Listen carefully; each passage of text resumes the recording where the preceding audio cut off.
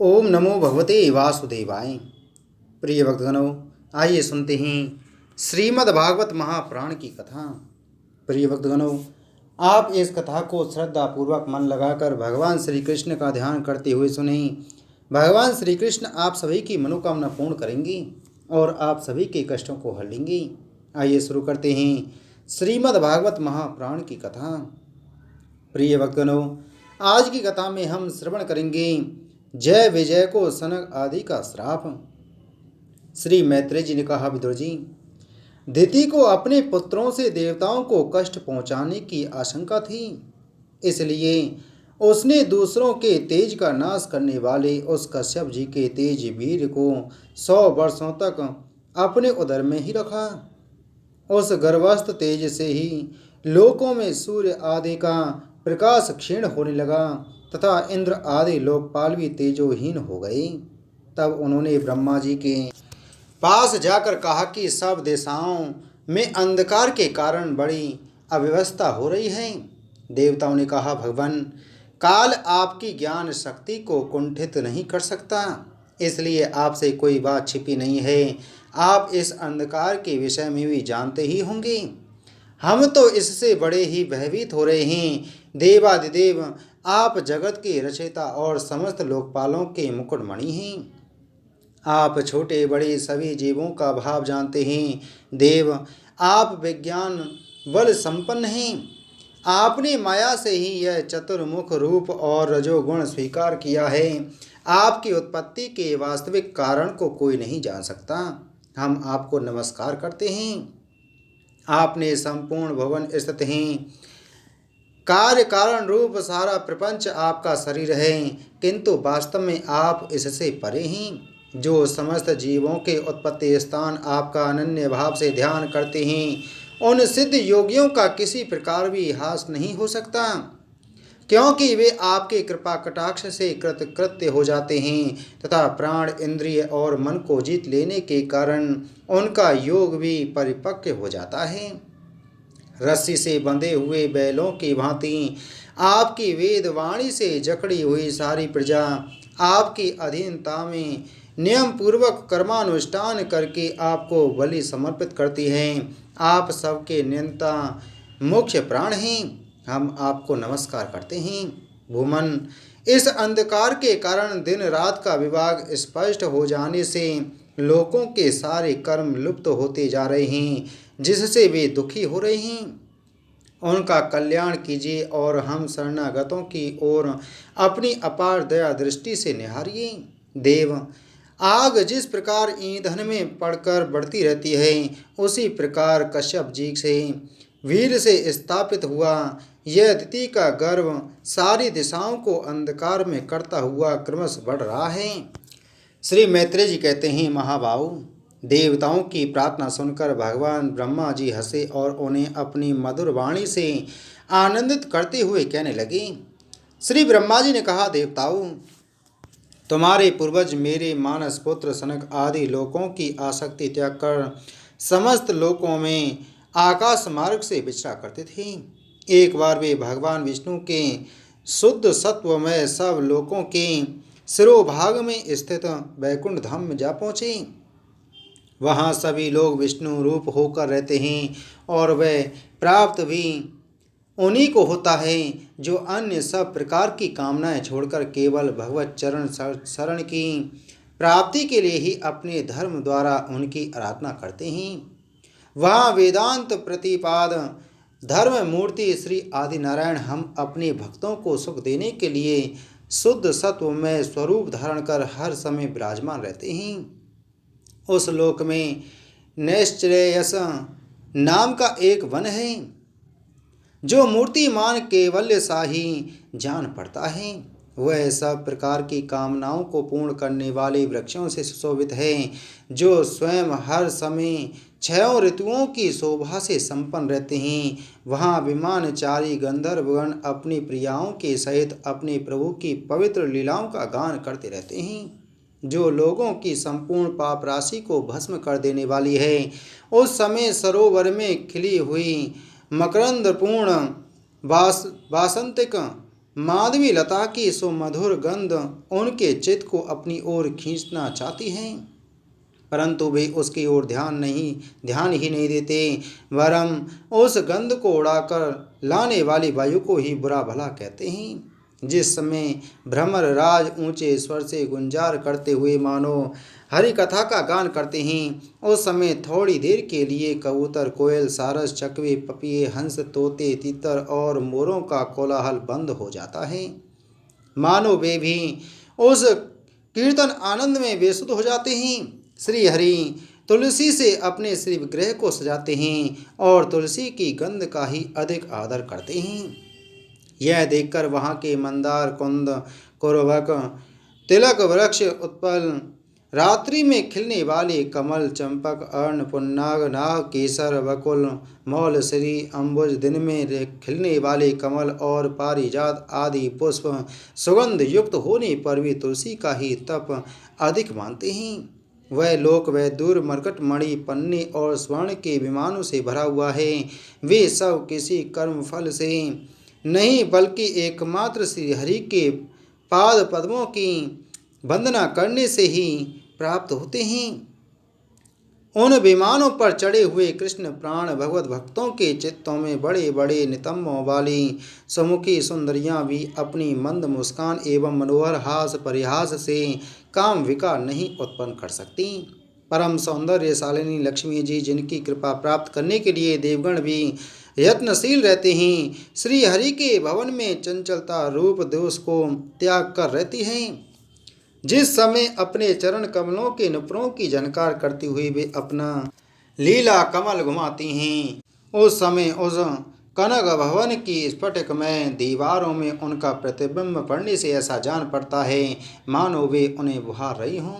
प्यारे देवताओं, जिस समय दासियों को साथ लिए वे अपने क्रीड़ा वन में तुलसी दल द्वारा भगवान का पूजन करती हैं, तब वहाँ के निर्मल जल से भरे हुए सरोवरों में, जिनमें मूंगे के घाट बने हुए हैं, अपना सुंदर अलकावली और उन्नत नासिका से सुशोभित मुखारविंद देखकर यह भगवान का चुम्बन किया हुआ है, यूँ जानकर उसे बड़ा सौभाग्यशाली समझती हैं। जो लोग भगवान की पापाहारिणी लीला कथाओं को छोड़कर बुद्धि को नष्ट करने वाली अर्थ काम संबंधिनी अन्य निंदित कथाएं सुनते हैं, वे उस वैकुंठ लोक में नहीं जा सकते। हाय, जब वे अभागे लोग इन सारहीन बातों को सुनते हैं, तब वे ये उनके पुण्यों को नष्ट कर उन्हें आश्रयहीन घोर नरकों में डाल देती हैं। आहा, इस मनुष्य योनि की बड़ी महिमा है। हम देवता लोग भी इसकी चाह करते हैं। इसी में तत्व ज्ञान और धर्म की भी प्राप्ति हो सकती है। इसे पाकर भी जो लोग भगवान की आराधना नहीं करते, वे वास्तव में उनकी सर्वत्र फैली हुई माया से ही मोहित हैं। देवादिदेव श्री हरि का निरंतर चिंतन करते रहने के कारण जिनसे यमराज दूर रहते हैं, आपस में प्रभु के सुयश की चर्चा चलने पर अनुराग जन्य विहतावश जिनके नेत्रों से अविरल अश्रुधारा बहने लगती है तथा शरीर में रोमांच हो जाता है, और जिनके से शील स्वभाव की हम लोग भी इच्छा करते हैं, वे परम भागवत ही हमारे लोकों से ऊपर उस वैकुंठ धाम में जाते हैं।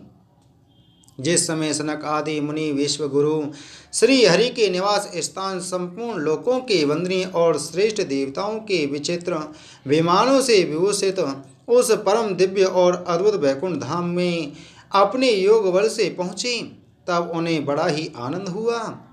भगवत दर्शन की लालसा से अन्य दर्शनीय सामग्री की उपेक्षा करते हुए वैकुंठ धाम की 6 डोरियां पार करके जब वे 7वीं पर पहुँचे, तब वहाँ उन्हें हाथ में गदा लिए 2 समान आयु वाले देव श्रेष्ठ दिखलाई दिए, जो बाजूबंद, कुंडल और किरीट आदि अनेकों अमूल्य आभूषणों से अलंकृत थे। उनकी 4 श्यामल भुजाओं के बीच में मतवाली मधुकरों से गुंजायमान वनमाला सुशोभित थीं तथा बाकी भौहें फड़कते हुए नासिकारंध और अरुण नयनों के कारण उनके चेहरे पर कुछ क्षोभ के से चिन्ह दिखाई दे रहे थे। उनके इस प्रकार देखते रहने पर भी वे मुनिगण उनसे बिना कुछ पूछताछ किए जैसे स्वर्ण और वज्रमय किवाड़ों से युक्त पहली 6 ड्योढ़ी लांग कर आए थे, उसी प्रकार उनके द्वार में भी घुस गए। उनकी दृष्टि तो सर्वत्र समान थी और वे निशंक होकर सर्वत्र बिना किसी रोक टोक के विचरते थे। वे चारों कुमार पूर्ण तत्वज्ञ थे तथा ब्रह्मा की सृष्टि में आयु में सबसे बड़े होने पर भी देखने में 5 वर्ष के बालकों से जान पड़ते थे और दिगंबर व्रति से नंग धड़ंग रहते थे। उन्हें इस प्रकार संकोच रूप से भीतर जाते देख उन द्वारपालों ने भगवान के शील स्वभाव के विपरीत सनक आदि के तेज की हंसी उड़ाते हुए उन्हें वेद अड़ाकर रोक दिया। यद्यपि वे ऐसे दुर्व्यवहार के योग्य नहीं थे। जब उन द्वारपालों ने वैकुंठवासी देवताओं के सामने पूजा के सर्वश्रेष्ठ पात्र उन कुमारों को इस प्रकार रोका, तब अपने प्रियतम प्रभु के दर्शनों में विघ्न पड़ने के कारण उनके नेत्र सहसा कुछ कुछ क्रोध से लाल हो उठे और वे इस प्रकार कहने लगे। मुनियों ने कहा, अरे द्वारपालों, जो लोग भगवान की महती सेवा के प्रभाव से इस लोक को प्राप्त होकर यहाँ निवास करते हैं, वे तो भगवान के समान ही समदर्शी होते हैं। तुम दोनों भी उन्हीं में से हो, किंतु तुम्हारे स्वभाव में यह विषमता क्यों है? भगवान तो परम शांत स्वभाव हैं, उनका किसी से विरोध भी नहीं है। फिर यहाँ ऐसा कौन है जिस पर शंका की जा सके? तुम स्वयं कपटी हो, इसी से अपने ही समान दूसरों पर शंका करते हो।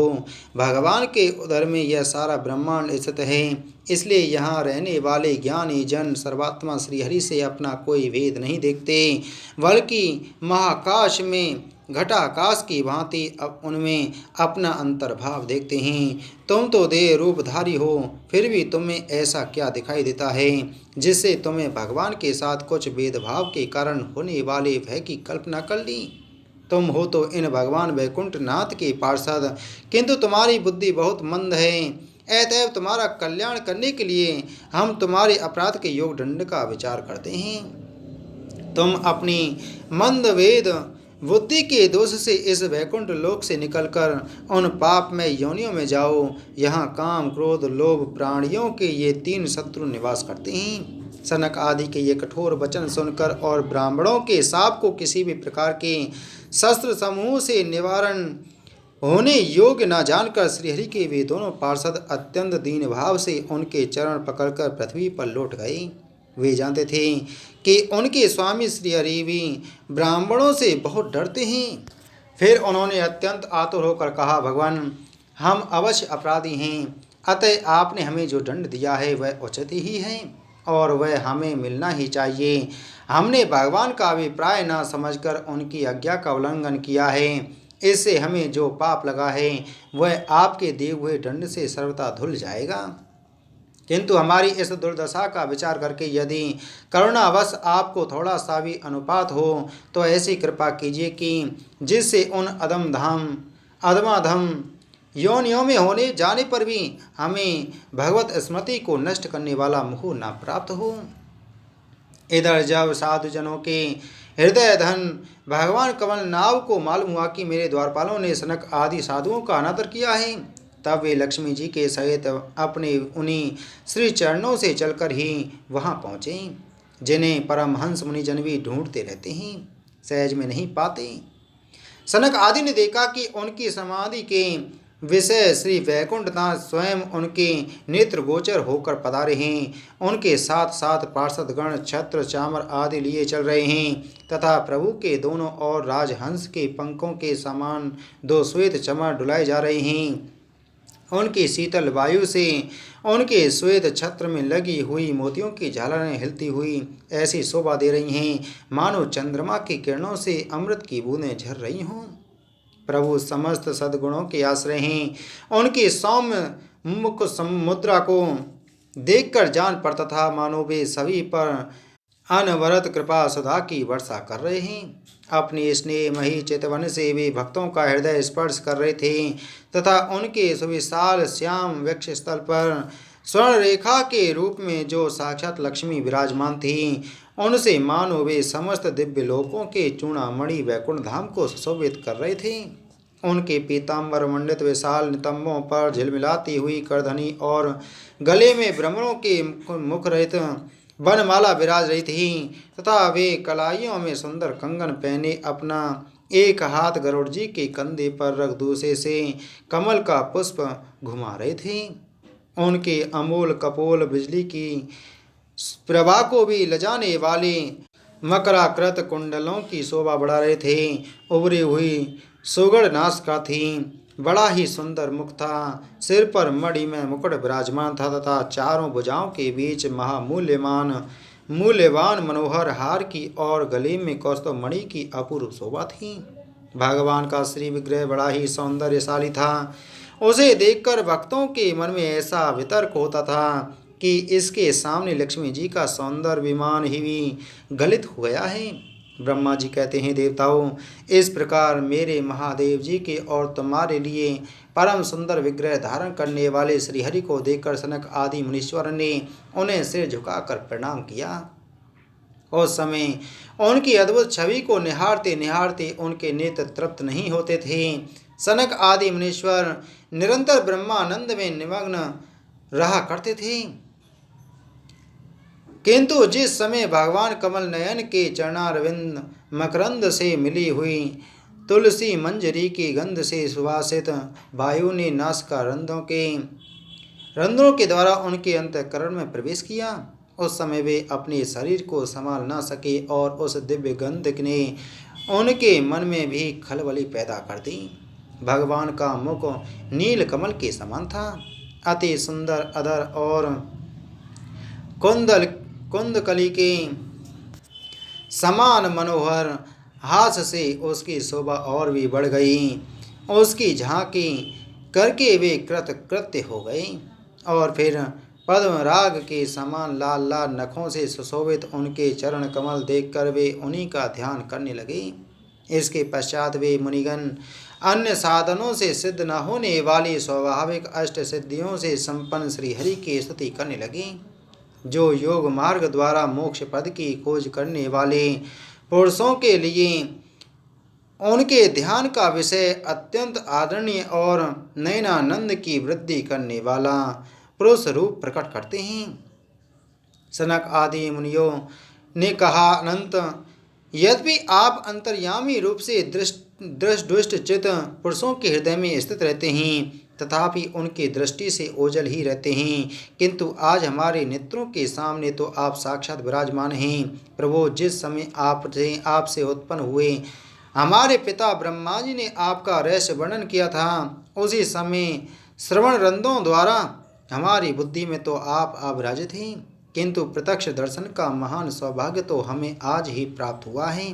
भगवान, हम आपको साक्षात परमात्म तत्व ही जानते हैं। इस समय आप अपने विशुद्ध सत्वमय विग्रह से अपने इन भक्तों को आनंदित कर रहे हैं।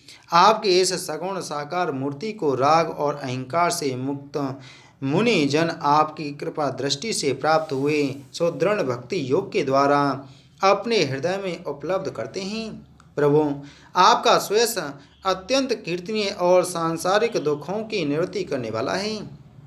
आपके चरणों की शरण में रहने वाले जो महाभाग आपकी कथाओं के रसिक हैं, वे आपके आत्यंतिक प्रसाद मोक्ष पद को भी कुछ अधिक नहीं गिनती। फिर जिन्हें आपकी जरा सी टेढ़ी भौहें ही भयभीत कर देती हैं, और इंद्रपद आदि अन्य भोगों के विषय में तो कहना ही क्या है।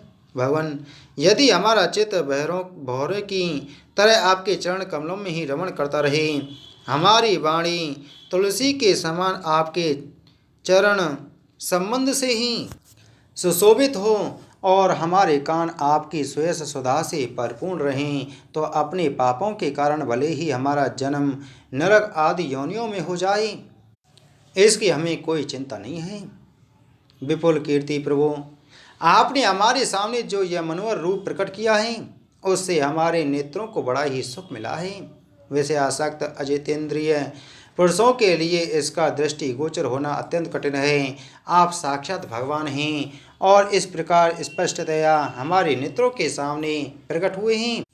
हम आपको प्रणाम करते हैं। इति श्रीमद्भागवते महापुराणे परमहंससंहितया तृतीय स्कन्धे जय विजयो सनक आदि शापो नाम पंचदशो अध्याय संपूर्णम।